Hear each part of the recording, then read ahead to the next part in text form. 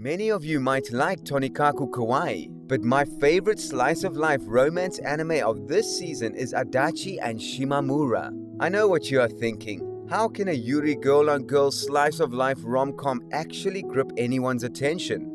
But that is precisely the main selling point of this show. No, the reason why I call Adachi and Shimamura unique and great is not because of how anime approaches the Yuri subgenre and explores teen sexuality and all that, but because it can strike the heart of anyone regardless of their gender. Because we've all been in high school, we've all had crushes, and we all, at one point, were an Adachi or a Shimamura.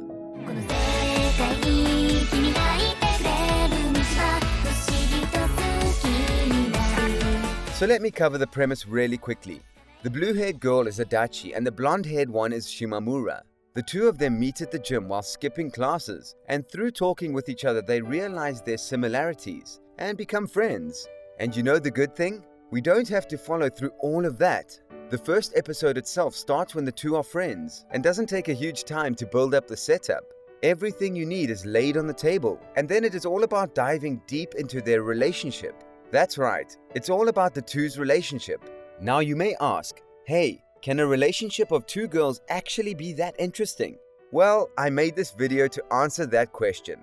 One of the reasons why I love slice of life or romance shows compared to power fantasy, and why I prefer doing more recommendation videos of them in the first place, is because of their relatability. I mean, take Yuji from Jujutsu Kaisen, take Keiichi from Higurashi, or even Eren from Attack on Titan. How much can you relate to these characters? Sure, we all have felt depression, self-doubt, and all of that at some point of our life, but I'm speaking in terms of the broader character, their struggles, and their goals. When did you ever feel like running towards a monster or invading an enemy nation to meet up with your old friend? Now, think of this differently.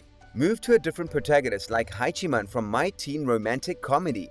Hachiman is relatable to many antisocial introverts. They hate the popular guys, constantly judge others and make cynical arguments, and even have a hidden pride that they are the right ones. The point is that not everyone is similar to Hachiman, but that tiny corner of antisocial introverts have the capability of relating to them.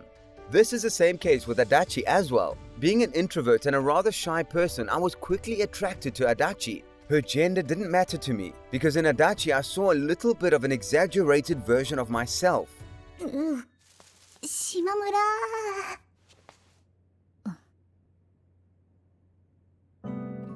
Adachi. Sometimes saying even the minor things would take a lot of effort, and you constantly stay stuck inside your mind wondering the repercussions of what you're about to do rather than actually doing it. She is also very shy and almost skips school if things go wrong the way she didn't plan. She thinks a lot even before doing some minor things like taking a phone call or asking whether it's okay to visit Shimamura's house. And she seems more of a main character of the first season rather than Shimamura. Her character arc is all about getting rid of her shyness, trying to step out of her social boundaries, and even learn to socialize with ones that are actually friendly with her. This is why as a main character, Adachi would relate a lot to the introvert and shy category of anime fans. Because we've all at one part of our life experienced this, or are in the process of experiencing this. Then there is Shimamura. She isn't the shy type, but an introvert at her core. If you are an introvert, one thing you'll constantly feel is the burden of social relationships. You can handle your best friends and family, but too many friends means too much pressure. You hate the effort you have to put to maintain these relationships, and a hidden part of you secretly knows that even though you maintain these relationships with smiles and laughs, you feel a certain pressure put into you. 深く深く沈んで様々なものが周りからなくなって息苦しくなった後また海面を目指す This is the same with Shimamura. Even though she is all smiles and laughs when she is with her friends, you can always see that she is not truly happy. It is like only a part of her is present at the moment, and the rest is wandering away thinking all these philosophical thoughts about friendship and social relationships. The situation in her home isn't much different either. Even though her relationship with her sister may seem like a happy and healthy one from the outside, Shimamura internally wonders whether she actually loves her sister or whether it is the burden she feels as the elder sibling of the family. Now put these two characters together and you can see how the chemistry works. Two introverts, separate from the world, searching for their own peaceful place inside their own relationship.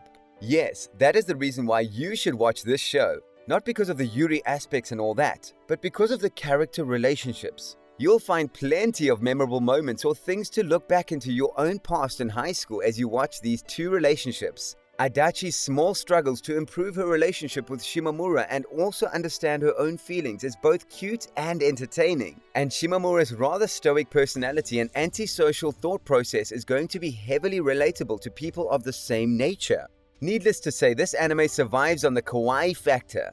Cute girls doing cute romantic things is the main selling point of this show. And unlike many anime with the same slogan, I see this as a more relatable show to many audiences. If you want huge blasts of action, fast-forward plot, a lot of tension, then this isn't obviously going to be the show for you. But if you want to see these cute girls get into the issues of friendship, love, family, social anxiety and loneliness, then Adachi and Shimamura has got your back. 島村って友達いたんだね。え？ああ、日野と長藤のこと？足立は？友達いる？島村くらいかな。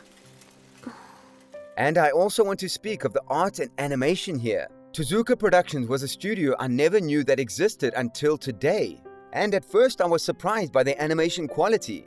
For example, some still shots of this anime is one that you immediately feel like adding to your wallpaper. Even though this is a Yuri romance anime, you can see how the studio has taken an effort to do the animation and keep it in par with any big budget slice of life production.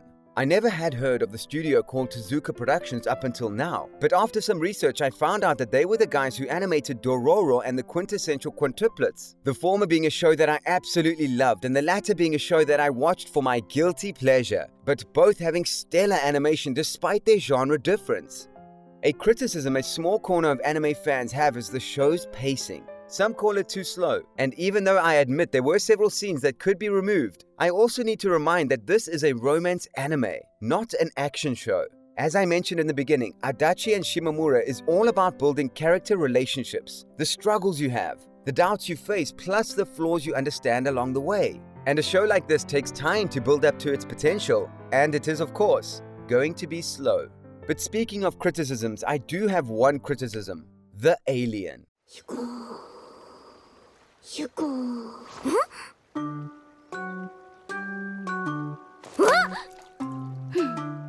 This show would be a lot better if this little girl-looking alien was around. And I'm not saying this because I hate aliens dressed as cute girls, but each character of the show, despite its genre or any other factor, should serve a purpose. And when it comes to this white-haired alien girl, I see no purpose of her to the show. You can completely remove her from the cast and the show would still go on as it used to. Or in other words, nobody gives a damn about her. Now I don't know whether she is going to be a more important character in the light novel, but if she isn't, then there is only one reason the author decided to put her in this: to be a Nezuko. But there is no way an alien from outer space can even come close to Nezuko, because as we all know, Nezuko is a character who has ascended to the astral plane as her cuteness is too unbearable for mere mortal sight. But ignoring the alien, I really am troubled because this show isn't getting the attention it deserves. I don't know what throws people off, either because it's a romance anime about two girls or whether because it doesn't have the same hype as many other shows of the season. But come on guys, start the new year with some cute romance anime. It will only take your time, or perhaps some cash as well since they shut down Kiss Anime. But in return for everything you spend, you'll get a wholesome romance anime that will make your heart melt with its cuteness.